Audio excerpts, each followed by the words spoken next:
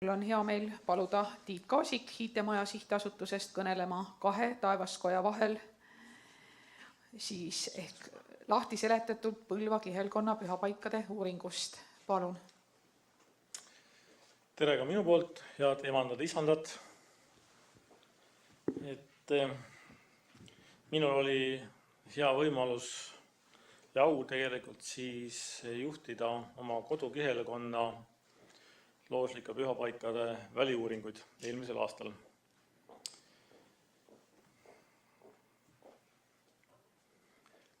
Tänase minu ettekandega pealkiri on omapärane, kui enamus kindlasti teab, et meil on suur ja väike taevaskoda, siis kuidas Põlva kihelkond on sattunud nagu taevaskodade vahele, siis tegelikult see on küll vist ainuke kihelkond, mis asub kahe püha jõe, see on siis Võhandu ja Ahja jõe vahel, ja nende mõlema jõe liivakivi paljaneid on kutsutud taevaskodadeks, et sellest ka selline nimi.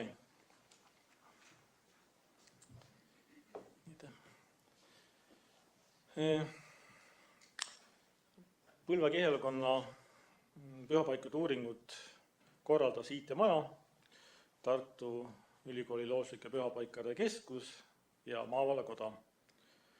Ja see sai teoks koostöös rahvusvahelise arheoloogiaprojektiga Arheoloogia võim ja ühiskond koostöö arheoloogiapärani kaitseks. Et me tegelesime ka tegelikult arheoloogiaobjektidega ja aitasime neid leida ja ka kaardistada, nii palju kui oma töö juures jõudsime. Ja Ahto juba tänas Tõnis Lukast, ma teen seda veel kord, ehk tegelikult on Riigikogu looslike pühapaikade toetusrühma endine esimees Tõnis Lukasele sai üldse võimalikuks rahaliselt, et me Põlva kihelkonda eelmisel aastal inventeerida saime. Sest teadaolevalt ikkagi sellised uuringud eeldavad päris piisava rahaliste vahendite olemasolu. Ja veel kord südamest talle tänu selle eest. Uuringu eesmärk, et miks me seda siis tegime? Uuringu eesmärk oli selgitada varasema teabe ning kohalik elanike abil välja Põlva kihelkonnas asuvate ajalooliste looslike pühapaikade asukohad, piirid, seal asuvad loodus- ja kultuurilised väärtused ning talletada intervjuude käigus siis pühapaikadega seonduvat vaimset pärandit. Pühapaikade uurimine, see koosneb siis erinevatest etappidest, tänases päevas on natuke puudutatud neid. Ta algab siis eeltöödega, need toimus siis eelmise aasta mais-juunis. See tähendab siis olemasoleva teabe ja info allikate läbitöötamist, on erinevad arhiivid ja muud teabeallikad, andmete koondamist ja analüüsi. Järgnes siis välitööd juulist oktoobrini ja paralleelselt käis ka siis saadud andmete korrastamine, arhiveerimine. Ja peale välitööd lõppu siis toimusid helifailide nimestike koostamine, litereerimine ja siis selle aasta alguses said ka need välitööde käigus kogutud andmed sisestatud andmekogusse, milles oli ka eelpool juttu. Ja nüüd natuke täpsemalt siis nendest väliuuringutest. Välitööd toimus siis 4 kuu jooksul, hõlmasid 2 maakonda ja 11 omavalitsust. Kokku osales nii ettevalmistusel kui välitöödel 11 inimest. Inimesed olid erinevad, oli Maavalakoja, sihtasutus IT-maja töötajad kui ka Tartu Ülikooli ja Maaülikooli tudengid. Ja reaalselt siis viis läbi neid välitööd 3 kaheliikmelist väliuuringut rühma, see oli nagu rühmajuht ja tema abiline. Ja nüüd see statistiline pool, et 7 välitöö nädala jooksul siis külastasime kokku üle 300 talu ning intervjueerisime ligi 230 inimest. Ja mis on veel oluline, et kogu need tööd ei käi juhuslikult, vaid nii intervjuude läbiviimisel kui ka nende pühapaika inventeerimisel kasutame ka varasemalt loodud spetsiaalseid inventeerimise metoodikaid või ka küsitluse metoodikat. Ja mida siis ühe pühapaiga kirjeldamine tähendab, et väga oluline on selle paiga määramine, ülesleidmine, kui see on õnnestunud, siis selle esialgne piiritlemine, et määrata maastikul tema piirid, tema asukoha kirjeldus, GPS-koordinaatide võtmine, asendisskeemi tegemine, edasi juba siis nagu täpsem kirjeldamine, pinnavormid, seal olevad olulised kivid, veekogud, allikad, nende mõõdistamine, kirjeldamine, eluslooduse, siin alla läheb see põlispuud, taimestik, loomastik kirjeldamine, inimtegevuse hindamine pühapaigal, kas siis omase või kõrvalise, kas siis siin on omane, on siis, kas siin on jäetud ande, kas on kasutusel, nähtus, mis viitavad sellele, ja kõrvaline on siis, mis me ka seal paari korra nägime, on lihtsalt olnud kas lõkkekohad või mingi prügiteemad ja nii edasi. Siis kaitseseisukorra hindamine paikades, mis on siis olnud kas loodus- või muinsuskaitse all, tähiste olukord ja paigutus. Ja siis ka hinnang pühapaiga säilivusele ja tema kasutamise võimalustele. Ja lõpuks siis ka pildistamine, fotole jäädvustamine. Ja meie töö tulemused siis, et kui enne välitöödele asumist oli meil teada 107 erinevat pühapaika, siis välitööde käigus meil saime inventeerida 93, erinevatel põhjustel jäi leidmata 39, neist enamus, ligi pooled olid tegelikult pühad puud, aeg on lihtsalt oma töö teinud, ühest ma ka natuke hiljem räägin, millel on ka väga omapärane lugu. Avastasime 30 uut kohta, nendest 33-st olid 25 ristipuude või ristipuude metsadega seotud. Välitöö käigus tehti üle 3000 foto, salvestati 96 tundi helifaile ja nende helifailide nüüd põhjal on koostatud siis 500 lehekülge lindid-nimestikke ja litereeritud materjale, mis on kantud ka andmekogusse. Ja siin on nüüd väike ülevaatekaart ja siia on nüüd kantud inventeeritud pühapaigad Põlva kehelkonnas.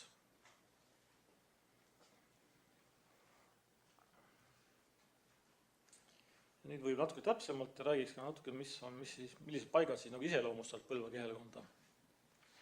Et maalasi pühapaikusi inventeerisime 20, ohvrikivi oli 16, allikaid, pühasi allikaid või silmaväe allikaid 11, pühasi puusi 10, ristipuud või ristipuudi metsasi oli 36.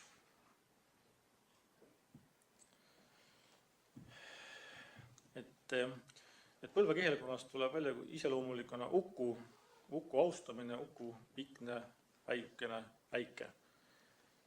Et sellele viitavalt ka ukule ohverdamine on, inventeerisime Uku saare, mis on suht haruldane.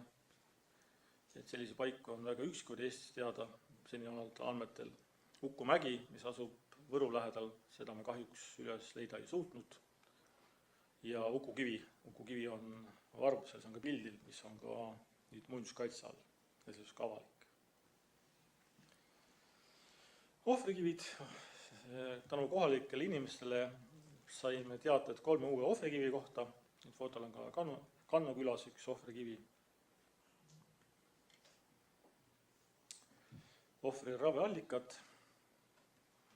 siin on nüüd paha pildina toodud ka üks, ma arvan, Lõuna-Eesti kuulsaim allikas, on Ema-Läte suurest väiksest taevaskojas ja tegelikult ka RMK tegevuse tulemusena, kus ta on nüüd tegelikult on tema looduslik ilme ära kaitse eesmärgil küll ära risustatud ja süült kinni pandud, et rikutud selle seoses mitmeid pühadusega seotud ja pühapaigaga seotud tabusid. Mul on kahju, aga... Aeg läbi. Aga ma... Natukene aega veel. Ja siin on pühade puude puhul on Põlva kehelkonnas on iseloomulik pedajas, kadakas, kõiukask, pihl, pärn, tamm ja kuusk. Ja pildil on nüüd see lugu, mis ma tahtsin sellest puust rääkida, et me leidsime ühe kohaliku elaniku juures intervjuud tehes tema koduaidast põlise püha kadaka tüvejuppi, et tänu temale see päästeti. Nii et siin on ka 2 pilti, mis on esimene vasakul on siis 2012 tehtud, on sellest pühast puust on järgi känd, et 80 aastate keskel tormiga see puu murdus ja paremale pool on näha, milline ta olnud ja see puu oli looduskaitse all tegelikult omal ajal ja ta on olnud Eesti jämedam kadakas. Aga peale selle tormi murdu siis kohalik ehitusettevõtja saagis seda tükkideks, tahtis temast midagi teha arvatavasti, aga kuna kohalik inimene leidis, et see on tema maa peal ikkagi, mis ise nõukogude aeg oli, viis ja peitis need tükid oma taluhoida. Tänu sellele on see vähemalt üks tööõpp sealt säilunud. Ja kindlasti, mis on väga iseloomulik, on ka Põlva kihelkonna terve Lõuna-Eesti on see ristipuure teema. Ma väga pikalt ei peatuks, vaid tooks selle Rosma ristipuure metsa näite, kus me nüüd lugesime ka ära, et palju siis seal ristipuid on. See on vist tegelikult ka vist kõige suurem ristipuure mets, varudest kui öelda. Seal on 267 ristipuud, mille on siis 598 risti. Ja see tava on tänini elus, seal on ka üks sama ristipuure metsas pilt, et me saame inimeselt nagu teavad selle kohta, et jah, see kombestik on elus ja seda ka kasutatakse veel ja pluss siis ka need värskelt lõigatud ristipuure, mis selle viitavad. Ja lõpetuseks siis riikliku kaitsealal pühapaigad Põlva kihelkonnas. Neid on siis looduskaitseala 5 pühapaika ja muinsuskaitseala 8. Ja mis ma veel tahan öelda ka selle, miks see pilt siin, et selle töö käigus tegemist on Mustajõel asuva ohvrikiviga, mis on muinsuskaitse all, aga tegelikult lisateave saamisel selgus, et see kivi on olnud palju suurem. Et omal ajal kolhoosi esimees õhkas selle kivi põllu pealt. Ja see kivi, mis praegu muinsuskaitse all, see on oma õigest asukohast kuskil 300 meetrit eemal. Ja siin on siis ülevaatekaart, kus on ka need loodus- ja muinsuskaitse alal paiganud peal. Ja tänan kuulamast. Ja lõpupilt on minu enda kodule kõige lähem olev pühapaik, see on siis Vammaste lujapedajad. Aitäh!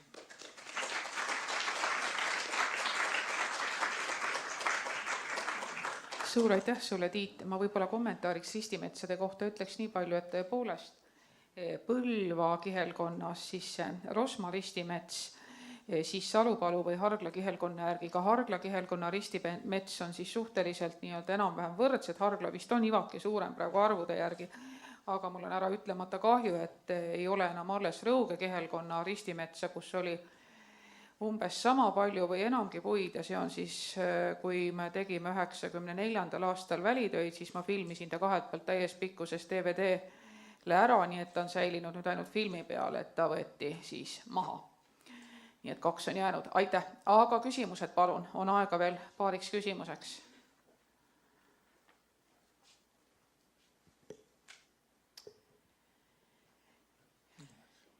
Ei ainsatki küsimust ette. Aare, palun!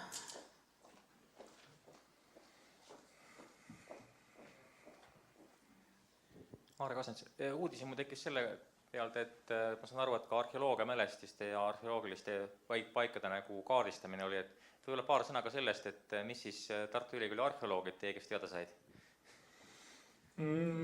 Jah, seal olid, me nüüd väga palju paikas ei saanud, aga seal oli üks kalmete kohad olid, viited kalmete kohtadele ja oli ka üks Peeter esimese aegne kõrtsi koht.